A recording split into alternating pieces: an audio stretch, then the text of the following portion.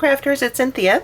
I am back again today with another video, and this time I wanted to go ahead and feature this stamp set, which is from My Favorite Things. It's called Tropical Flowers, and I also have the matching Tropical Flowers Dynamics.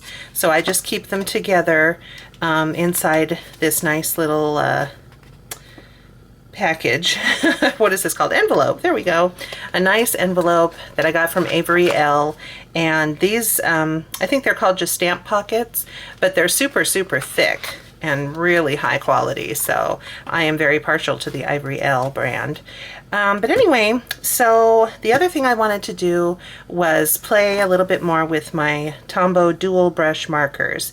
And you saw me use these when I colored that rainbow spotlight circle, and I just did some very straightforward coloring with the colors of the rainbow. But what I wanted to do this time was show you a certain technique you can use with these markers. And it's very pretty. And just as a playing around flower, I went ahead and took this outline piece and I just stamped it, and I made sure that I stamped it in a waterproof ink.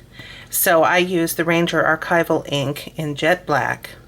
And the reason you want to do that is if you try to color with, or especially try to blend these, if you stamp this in a non-waterproof ink, it's going to smear. So I made sure I used my archival ink. So that is the one little piece. But then you can see here what I did is I used a red marker and a yellow marker. And you get this beautiful ombre, I guess, or blended look, which is very pretty. So that is what I'm going for today. So I went ahead and stamped out 3 of those flowers, and I also stamped some of the greenery pieces, and I used this color here is Simon Says Stamp Beanstalk Green, which is a very beautiful green. And then for these darker ones I use Simon Says Stamp Fern ink, which is another very beautiful ink. And I stamped these yesterday, actually. I didn't have time to film, but I went ahead and did the pre-stamping.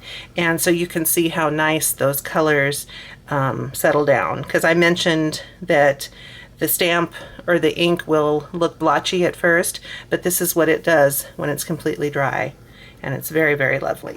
All right, so I'm actually going to color 2 of the flowers in this blue and purple combo, and then the 3rd flower is going to be different. But I just wanted to quick show you before I fast forward how I do this.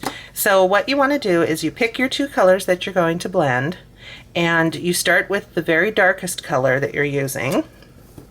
And I'm just using my acrylic stamping block, but you can use a piece of acetate or any kind of slick non-porous surface. And I'm just going to rub on, I'm using kind of the side of the brush marker, and see, I've just rubbed on a little square of color. And then with my light marker I'm going to pick up that purple right onto the tip, and then I'm going to take one of my petals and, starting at the center, kind of using a slightly circular but back and forth motion, and I'm going to start coloring. And as I'm coloring, the purple ink is mixing with the blue and then slowly dispersing.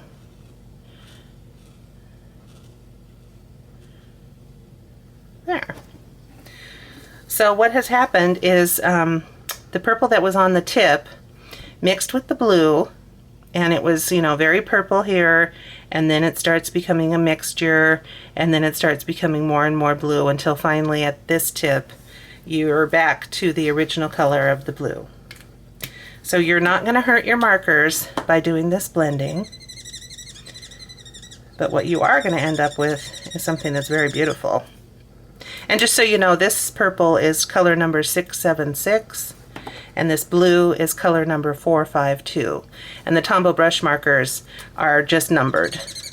They don't have names for each color. Now I bought the whole set of 95 colors and the blending pen, but I believe you might want to try dickblick.com and see if they sell these brush markers individually. I know they're smaller kits, but I just went ahead because it was less than $100 for that entire set. So I just saved up my little pennies for a while and then bought the whole thing. All right. So see, that's exactly what it's going to look like. So I'm just going to go ahead, now that you've seen the process, I'm just going to go ahead and speed up and continue coloring in this flower.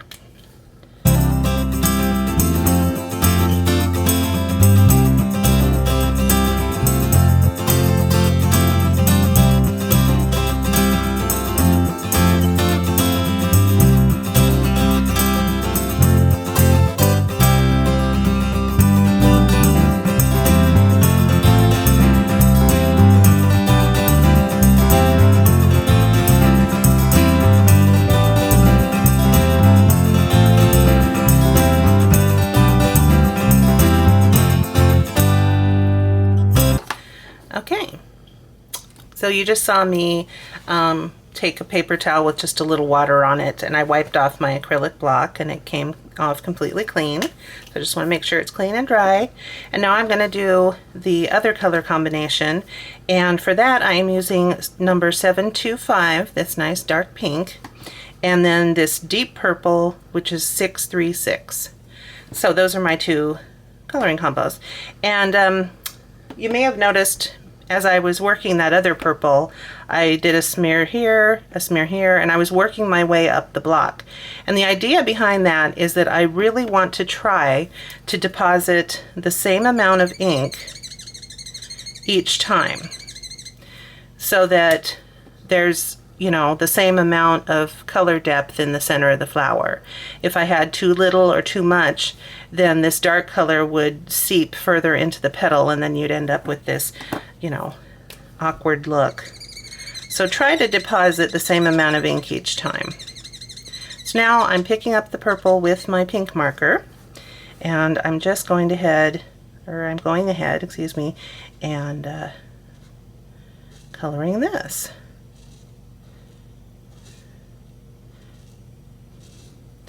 And these are nice and vibrant and intense colors that I'm using, and there's lighter markers in there if you want a softer, more subtle look. But since these are tropical flowers, I really wanted to go bold. Go big or go home, right? Alright, so again, I'm kind of trying to keep to the same size square.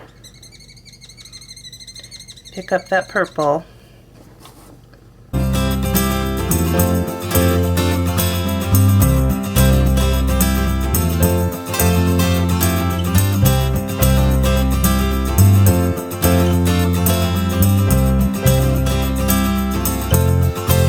Alright, so that's the basic concept behind all of this coloring. So I'm going to go ahead and finish this one and then color this one, and then I'll come back and meet you after that. So see you in just a minute.